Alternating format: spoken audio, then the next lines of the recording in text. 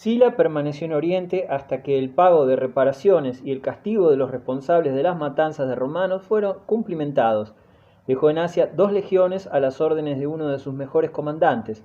Se embarcó con el grueso de sus tropas y desembarcó en Brindisi, en la costa oriental de Italia, en el año 82 a.C. Dictadura de Sila, sus represiones. En Roma, Mario el joven, hijo de Mario, continuaba la obra de su padre. Tenía 25 años, idéntico a su padre en dureza y valor. Le faltaba experiencia militar. No disponía como antaño su padre de tropas disciplinadas. Resistió cuanto pudo con otros jefes del Partido Popular, pero sin posibilidad de vencer a las legiones de Sila.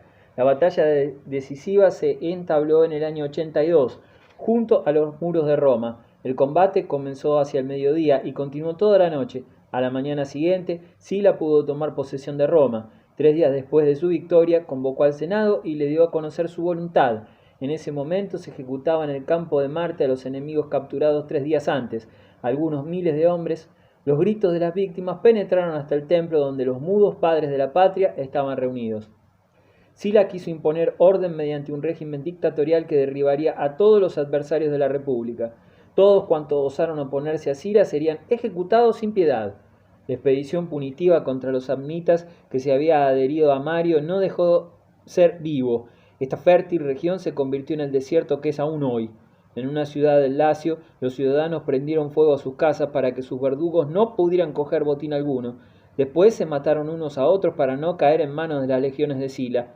La lucha de Sila para la conquista del poder fue al mismo tiempo, hay que tenerlo en cuenta, el último acto de la guerra contra los aliados. Mario el joven se suicidó.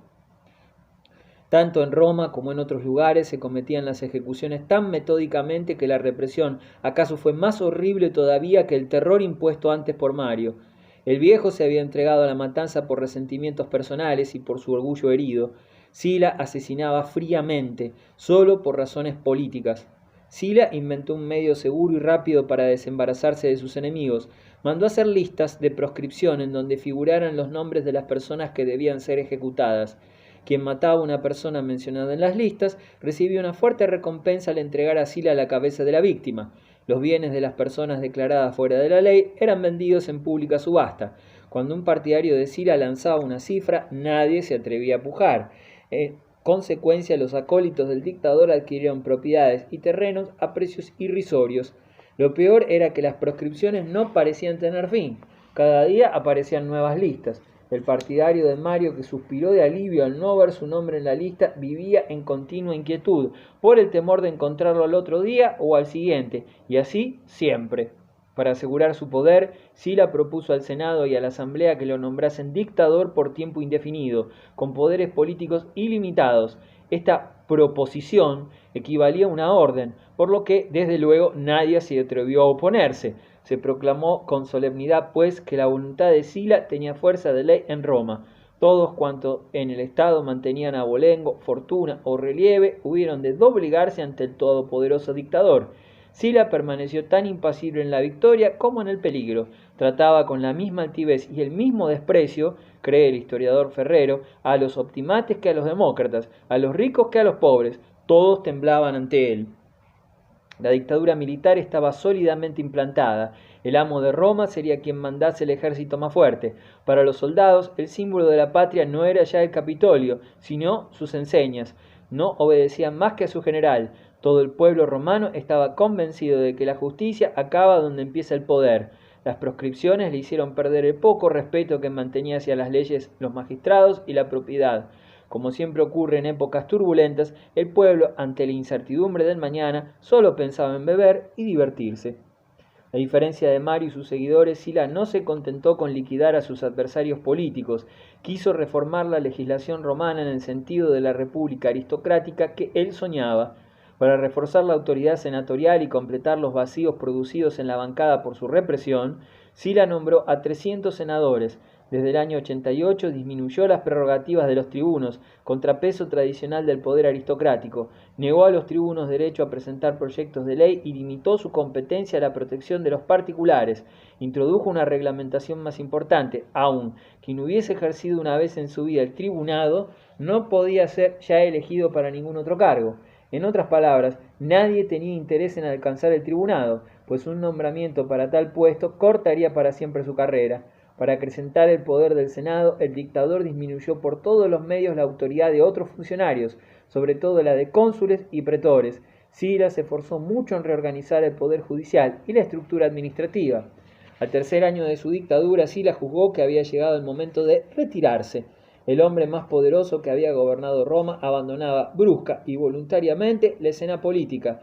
El grecorromano Apio, el historiador más importante de las guerras civiles romanas, extraña esta iniciativa del dictador, que había hecho matar a 90 senadores, 50 de los cuales fueron cónsules, y también unos 26.000 ciudadanos acomodados. Dado el carácter de Sila, lo más probable es que su decisión de retirarse haya sido consecuente con el motivo por el cual había exigido desde el comienzo poderes ilimitados, a saber, que las nuevas fórmulas estatales estaban ya funcionando a la perfección. Pero también hay otras explicaciones atendibles. Un experto en sensaciones raras como Lucio Cornelio Sila debía considerar tal abdicación como una experiencia excepcional. Era el colmo de refinamiento, rematar de esa forma una carrera rica en episodios dramáticos. Además, Sila no abandonó el poder y los honores para volver al arado, como hizo Cincinato. Se retiró a su maravillosa quinta situada junto al Golfo de Nápoles, para disfrutar allí una vida placentera. En el fondo, Sila fue siempre un sibarita y prefería el vino y las mujeres al trabajo cotidiano. El humor fue uno de los rasgos más salientes de su carácter, un humor frío, seco. Cuando dictador recompensó un mal panegírico con la condición expresa de que el autor no volviera a cantar más sus alabanzas. Cuando saqueó los templos de Grecia, se permitió frases impías. Esta pérdida no tiene importancia para la gente, pues los mismos dioses les volverán a llenar las arcas. Plutarco describe así el rostro de Sila. Sus ojos eran de un azul intenso y por tal razón contrastaban mucho con su tez, que era muy sonrosada y pálida a la vez. Una vez abdicó el dictador, todo siguió enrielado. Roma estaba convencida de que en caso de necesidad y a la menor señal de Sila, sus veteranos instalados por Sila en las colonias de campaña acudirían a su lado. Además, había en la capital una masa de 10.000 esclavos libertos, sujetos en otro tiempo a los amigos de Mario y emancipados por Sila. Sila murió de repente a causa de una hemorragia interna. Al año de abandonar la escena política, tenía 60 años. 2 días antes de su muerte había terminado la redacción del volumen 22º de sus memorias, en donde exponía su carrera como una serie casi ininterrumpida de éxitos. Se felicitaba de su estrella y describía sin el menor remordimiento el río de sangre con que inundara su patria. Los sentimientos de piedad eran para él un concepto vacío. El historiador alemán Leopold von Ranke resume unas comparaciones acerca de Mario y Sila. Mario salvó la existencia del mundo romano, destruyendo a los enemigos que la amenazaban. Sila restableció las relaciones entre Roma y Grecia, librando a este país de una invasión oriental. Pero batallas como las que entabló Mario con cimbrios y teutones superan con mucho las de Sila. Lo que Sila realizó contra Mitrídates y sus generales, incapaces de oponer una resistencia continuada. Sila era mejor diplomático que general. La victoria de Sila sobre Mario fue en parte una suerte para la civilización romana, pues Mario era plebeyo y guerrero, tosco e inclinado a despreciar los afanes del espíritu. Sila, al contrario, era un paladín de la cultura, un patricio refinado, amigo del estudio y de la ciencia. Pompeyo y Craso.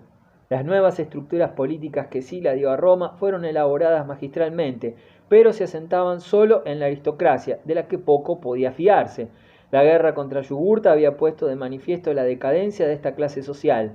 Los optimates estaban corrompidos y carecían de carácter en el más amplio sentido de la palabra. Nadie era capaz de inyectar en la clase dirigente la fuerza y el vigor manifestados durante las guerras púnicas. Sila menos, quizás que ningún otro. El dictador tenía talento, pero carecía de autoridad moral. Por esta razón, el edificio sobrevivió solo 10 años al arquitecto. El punto débil de la administración radicaba en la necesidad de reelegir cada año nuevos funcionarios. Las violentas luchas electorales polarizaban la atención y consumían casi todas las fuerzas vivas de los políticos. La carrera por alcanzar las más altas dignidades adquirió cada vez más el aspecto de caza para adjudicarse un botín. Apenas terminadas las elecciones para el año en curso, cada uno se dedicaba todo su tiempo y energías en la preparación de las elecciones siguientes. Rebelión de los esclavos, Espartaco y los gladiadores. En todos los estados de la antigüedad, dice Mommsen, el cáncer de la esclavitud roía las fuerzas de la sociedad en proporción a su grado evolutivo, pues el poder y la riqueza de un estado llevaba consigo inevitablemente un aumento desproporcionado del número de esclavos. Por consiguiente, Roma padecía de este mal social más que ningún otro pueblo de la antigüedad. Cuanto más aumentaba el número de esclavos, más penosa era su suerte. Los esclavos empleados en las casas de los ricos eran bien tratados, en general, pero los desgraciados que trabajaban en los grandes latifundios arrastraban una existencia miserable. Marcados a veces en la frente, encadenados, eran conducidos al trabajo a latigazos y no tenían momento de reposo. Estos parias hacían tentativas repetidas y desesperadas para recobrar la libertad. Desde comienzos de la República hubo que cazar bandas de esclavos fugitivos que saqueaban los campos. En época de los Gracos, el problema de la esclavitud adquirió palpitante actualidad. En diversos lugares estallaron rebeliones de esclavos. Durante el consulado de Mario, mientras cimbrios y teutones amenazaban la existencia de Roma, los esclavos de Sicilia aprovecharon la ocasión para sublevarse contra sus opresores. Tomaron casi todas las ciudades importantes de la isla, y muchos ciudadanos humildes y campesinos pobres hicieron causa común con ellos. El gobierno estaba reducido a la impotencia. 4 ejércitos romanos fueron vencidos, uno tras otro, perdiendo el Estado durante 7 años una de sus más ricas provincias. Los romanos reprimieron al fin la rebelión. Se dice que fueron crucificados unos 20.000 esclavos. Una generación más tarde estalló de nuevo otra rebelión similar. 4 años necesitaron esta vez los romanos para sofocarla. Casi todos los esclavos perecieron. Los sobrevivientes fueron enviados a Roma, descuartizados y arrojados a las fieras ante el pueblo reunido en el circo. La más peligrosa de todas estas rebeldías estalló en Capua, hacia el año 73 a.C. Capua contaba con varias escuelas donde los esclavos eran formados, o mejor, adiestrados para el oficio de gladiadores. Esos infelices debían luchar hasta morir para que fuera mayor el placer de los romanos. El fin de estos juegos era dar a los espectadores una lección de valor y combatividad. En el anfiteatro, los gladiadores recibían una herida tras otra sin proferir la menor queja y afrontaban la muerte sin titubeos. Al principio, los combates de gladiadores eran un sacrificio humano ofrecido en honor a los manes o difuntos. Así se explica el hecho de que tales luchas terminaran siempre con la muerte de uno de los adversarios. De ahí la frase tradicional que los gladiadores del imperio pronunciaban al entrar en la arena para saludar al soberano: Ave Caesar, morituri te salutan. Salve César, los que van a morir te saludan. Cierto es que el vencido levantaba la mano e imploraba así gracia a los espectadores, pero estos rarísima vez concedían perdón. En general, volver el pulgar hacia el suelo significaba que el público pedía al gladiador vencedor la muerte para el adversario vencido. Los gladiadores eran elegidos entre los prisioneros de guerra más robustos y valerosos. Los propietarios vendían a las escuelas de gladiadores los esclavos insubordinados, como si vendieran reses bravas. Pero los gladiadores sabían también combatir con otros que no fueran sus amigos de infortunio. Aprovechaban la menor ocasión para volver sus armas contra sus verdugos. Un día, 70 gladiadores armados de espadas y puñales forzaron las puertas de su escuela y se refugiaron en el Vesubio. Su jefe era hombre de fuerza y valor excepcionales, Espartaco, un tracio de noble alcunia, según se decía. De toda Italia acudieron esclavos a reforzar el grupo y el ejército aumentó de día en día, sobre todo cuando consiguieron una victoria sobre destacamentos del gobierno. Espartaco se halló pronto al frente de 10.000 hombres y dueño de toda Italia meridional. Una tras otra fueron cayendo ciudades bajo su ofensiva. Entonces los esclavos se vengaban de quienes los habían cargado de cadenas tanto tiempo. El objetivo de Espartaco era sin duda atravesar los Alpes, después de vengarse de los romanos propietarios de esclavos y establecerse con sus hermanos de armas en las Galias, donde podrían llevar una existencia digna de hombres libres. Su tarea más difícil era, evidentemente, mantener la unión y la disciplina en sus tropas. Pese a todo su talento, no pudo conseguirlo nunca por carecer de dotes de organización. En general, los esclavos preferían entregarse al bandidaje antes que doblegarse al rigor de un ejército disciplinado. Pero, organizados o no, los esclavos eran muy peligrosos. Más de una vez los legionarios enfrentados con los gladiadores de Espartaco arrojaron las armas para huir mejor. Como otro Aníbal, Espartaco condujo a sus hombres a través de toda Italia, derrotó a los 2 cónsules y amenazó a Roma. Como último recurso, el Senado acudió a Marco Licinio Craso, el hombre más rico de Roma.